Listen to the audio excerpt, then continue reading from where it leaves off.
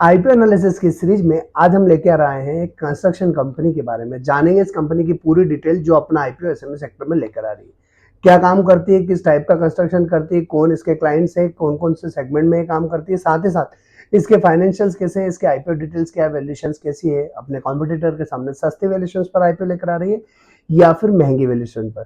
साथ ही साथ जानेंगे कि इस आईपीओ के ग्रे मार्केट में कोई डिमांड देखने को मिल रही है या नहीं मिल रही है, और आईपीओ से आने वाले पैसे का उपयोग ये कंपनी कहाँ करने वाली। इस आईपीओ से रिलेटेड सारी जानकारी आपको इस वीडियो में मिलने वाली है, तो कहीं मत जाइए। अगर आप आईपीओ इन्वेस्टिंग करते हैं तो जल्दी से सबसे पहले चैनल सब्सक्राइब करके बेल आइकॉन प्रेस कर लीजिएगा और इस वीडियो को अंत तक जरूर देखिएगा, ताकि आपको इस आईपीओ में निवेश करना है या नहीं करना है, ये डिसीजन लेने में काफी मदद मिलने वाली है इस वीडियो को देखने के बाद। मेरा नाम राजेंद्र सिंह गोड़े और आपने देखना शुरू कर दिया है एसएमबीआई फाइनेंशियल का यूट्यूब चैनल। आज हम बात करने वाले हैं गोयल कंस्ट्रक्शन कंपनी लिमिटेड यानी GCCL।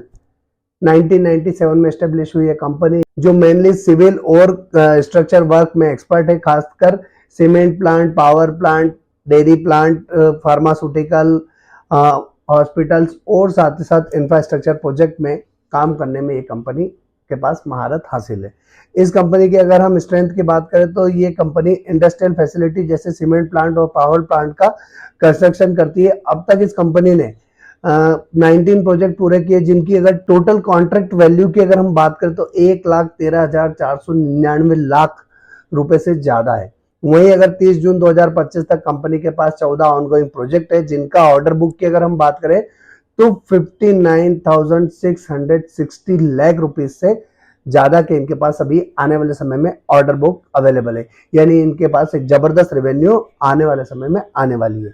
अब अगर हम इसकी प्रेजेंस की बात करें तो ये कंपनी राजस्थान, गुजरात, हरियाणा, आंध्र प्रदेश, उड़ीसा, महाराष्ट्र, पंजाब, छत्तीसगढ़, झारखंड, मध्य प्रदेश और यूपी जैसे स्टेट्स में अपने बिजनेस ऑपरेशन रन करती है, और साथ ही साथ इस कंपनी को हम पैन इंडिया प्रेजेंस वाली कंपनी भी कह सकते हैं। अगर इस कंपनी के एसेट्स और वर्कफोर्स की बात करें तो इस कंपनी के पास 202 कंस्ट्रक्शन इक्विपमेंट और मशीनरीज हैं, जैसे boom placer, batching plants, tower cranes, excavators, transit mixers, tipper trucks, hydra crane जैसे इक्विपमेंट शामिल है। साथ ही 1191 परमानेंट एम्प्लॉयज की एक बड़ी टीम है इसके पास, जिसमें इंजीनियर, टेक्निकल स्टाफ और प्रोजेक्ट मैनेजमेंट प्रोफेशनल शामिल है। अब हम अगर बात करें तो यहाँ हमने इस कंपनी के बारे में डिटेल जानी, अब आईपीओ डिटेल समझ लेते हैं। तो ये कंपनी का आईपीओ 2 सितंबर के दिन शुरू हो चुका है, 4 सितंबर तक खुला रहेगा। 10 सितंबर के दिन लिस्टिंग होने वाली, 10 रुपए फेस वैल्यू वाला शेयर है। 250 से 262 रुपए का प्राइस बैंड होने वाला है। 99.77 करोड़ का आईपीओ साइज है, जिसमें से 80.81 करोड़ का फ्रेश इश्यू और 7,23,600 इक्विटी शेयर का ओएफएस होने वाला है। 400 शेयर का लॉट साइज है, बुक बिल्ड इश्यू टाइप है, बीएससी का एसएमई आईपीओ। अब मिनिमम इन्वेस्टमेंट कितना करना है हमको वो एक बार समझ लेते हैं। तो रिटेल का मिनिमम और मैक्सिमम सेम रहने वाला है।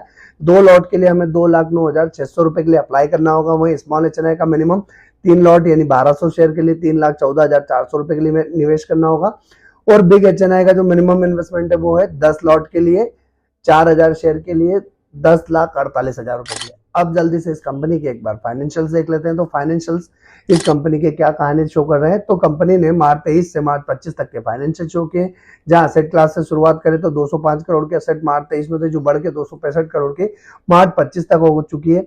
इनकम की बात करें तो 272 करोड़ के इनकम इनकी मार्च 23 में थे, जो बढ़ के 594 करोड़ मार्च 25 तक हो चुकी है। मतलब असेट्स और इनकम में एक जबरदस्त ग्रोथ देखने को मिली।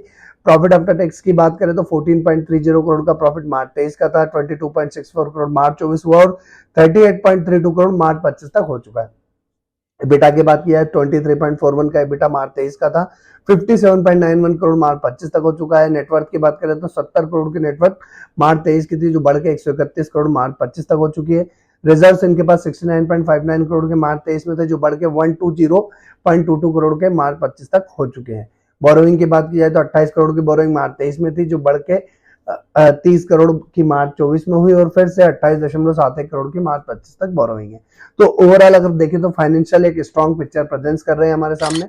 वहीं अगर हम इस कंपनी की एक बार वैल्यूएशंस देख लेते हैं तो वैल्यूएशन की बात करें तो आरओसी 33.69% का है, डेट टू इक्विटी रेशियो 0.22 का है, जो काफी जबरदस्त है कंस्ट्रक्शन कंपनी के लिए।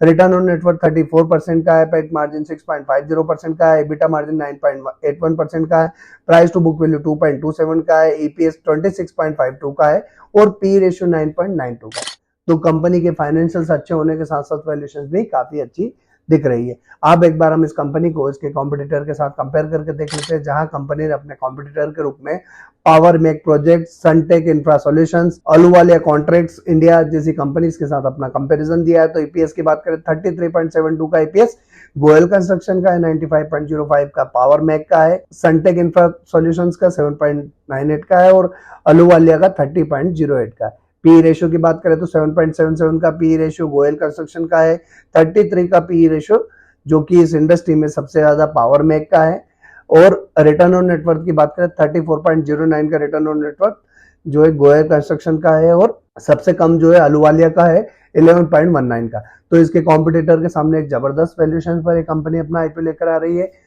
अब बात आती है कि इस आईपीओ से आने वाले पैसे का उपयोग कंपनी कहाँ करने वाली।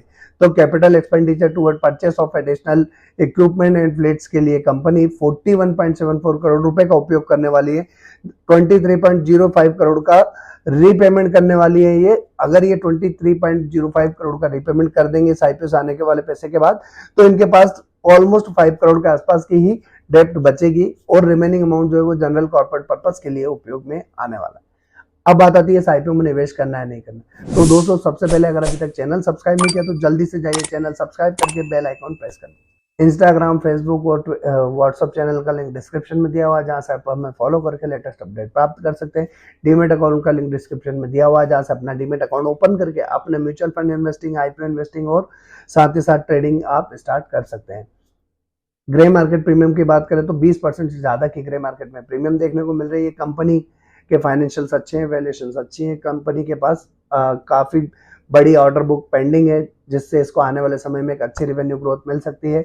इस आईपीओ में निवेश किया जा सकता है, बट आपको इस आईपीओ में या किसी भी आईपीओ में निवेश करने से पहले खुद के रिसर्च करना है, अपने फाइनेंशियल एडवाइजर से कंसल्ट करना और अपनी फाइनेंशियल कंडीशन देखने के बाद फिर डिसाइड करना है कि आप इस आईपीओ में या एसएमई आईपीओ में रिस्क लेने के लिए तैयार है या नहीं है। आपका जो भी डिसीजन हो कमेंट बॉक्स में कमेंट करके जरूर बताइएगा। आज के लिए इतना ही, अगले वीडियो में फिर मिलेंगे, तब तक के लिए जय हिंद।